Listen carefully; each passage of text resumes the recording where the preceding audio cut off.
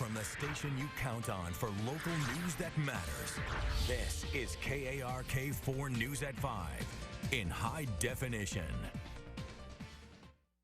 This deputy checked in for duty this morning, not even realizing that this would be his last call.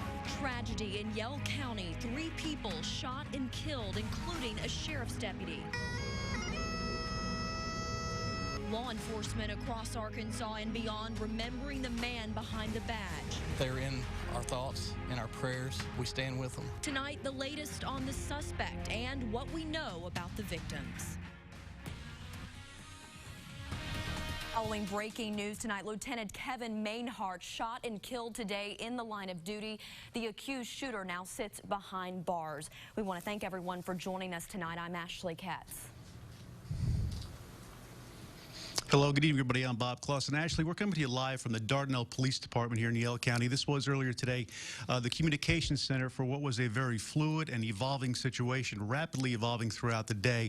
Wrapping up a short time ago, late this afternoon, when the suspect, as you mentioned, James Bowden, was taken into custody, now being charged with 3 counts of murder, we understand. But how this all began to play out, it came in as a disturbance call earlier today in Yell County, and then attached with that was a suspect vehicle. We understand that Lieutenant Mainhart made contact with that vehicle and pulled it over, attempted a traffic stop. During that traffic stop, we understand the suspect obviously got out of the car, taking Lieutenant Mainhart's life at that point. Shortly after that, deputies were dispatched to the home where the original call came in. They found 2 additional bodies there at that point.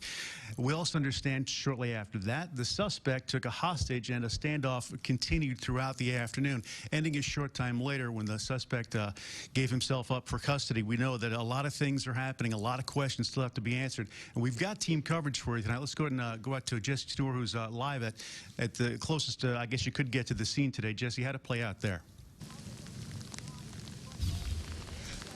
Bob, honestly, from the scene, we were not able to hear or see anything. The only thing that stuck out to me that would maybe say that the standoff was over is a lot of law enforcement vehicles started leaving the area. Here's some video to show you what it looked like earlier. ASP is now saying that this investigation, the criminal side of it, is really just starting. We are told that the 2 female victims, their bodies were here during the entire time of the standoff. There was also a hostage, another female, inside there with him until about 30 minutes before he surrendered. He then let her leave the home. He did surrender around 2:40 and police took him into custody. Law enforcement did not fire any shots whatsoever. It was a fairly peaceful thing. Like I said, even from the scene, we were about 500 yards away. We could not see or hear anything going on, but neighbors throughout the day got a lot better look. Well, they told us whenever they first came over to ask us questions and stuff, they told us that he was in the house. He was barricaded in the house, and told us that an officer had been shot. And we asked ASP about the negotiation tactics they used to get Bowden to surrender. They said that they couldn't go into that, but I was able to ask them about the presence that he was able to have on social media and also contact with family members. They couldn't go too into that, but they did tell me that they are aware of background communications playing out. And ASP plans to release more information tomorrow morning. They still need to talk to those 2 victims' families, so they're not releasing their names or any information on that. In the meantime, Bowden will be held in the Conway County Jail. He and his hostage, I'm told, are being checked out at a hospital to make sure that they did not sustain any injuries, and then the hostage would then be questioned. There are still also, the community is in mourning about Lieutenant Mainhart, and you could just feel that out here. A lot of the officers that we were able to talk to said no one gets away with doing such a thing to a man in blue. So, Stephanie, I'm told that you're actually able to talk to a family of Lieutenant Mainhart. I just can't imagine what they're going through right now. Yeah, Jesse, late this afternoon, we were able to speak with an extended family member who says that she was in shock when she heard the news today that her friend, her family member, Kevin, was shot and killed in the line of duty. And we are learning more about him and his career in law enforcement. Lieutenant Kevin Mainhart has been a deputy with the Yell County Sheriff's Department for 5 years. Before that, he was a West Memphis police officer. He retired from serving there for more than 20 years. And like I said, we talked to to some of his extended family this afternoon. They say he went to Russellville High School, and they say different family members of his also had long careers in law enforcement too. They say they are still in shock that he was killed this morning doing his job.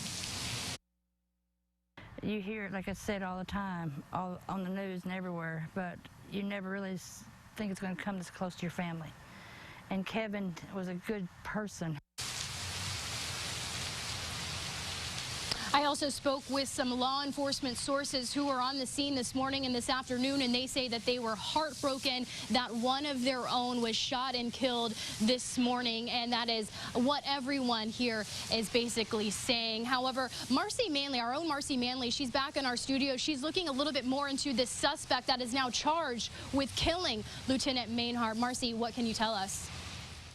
Well, Stephanie, what we know about James Bowden has mostly been able to learn from his sister, who spoke to Bowden while he was barricaded inside the home. She said she was urging him to surrender. She says he eventually did about an hour later, after a message from his father was also played to him. According to Bowden's sister, her brother had been suffering from mental illness for several months.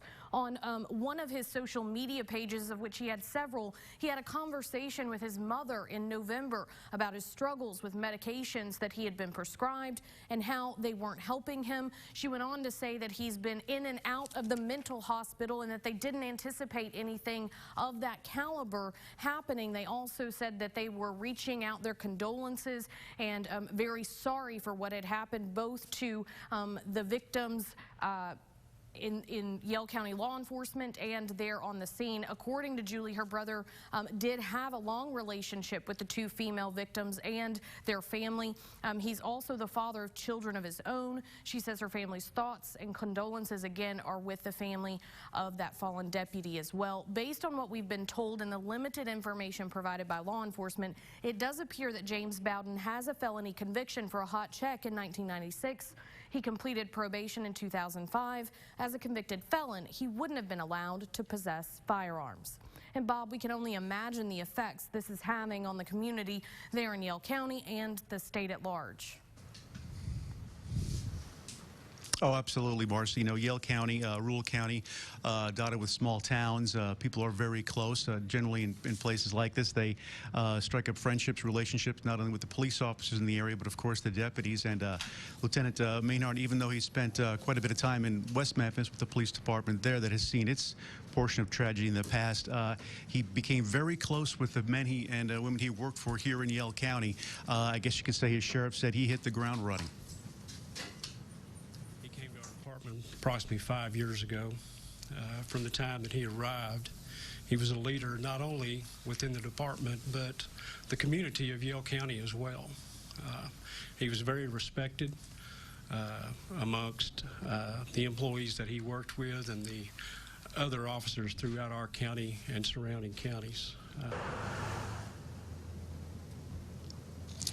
The lieutenant getting high praise from Sheriff Bill Gilkey today.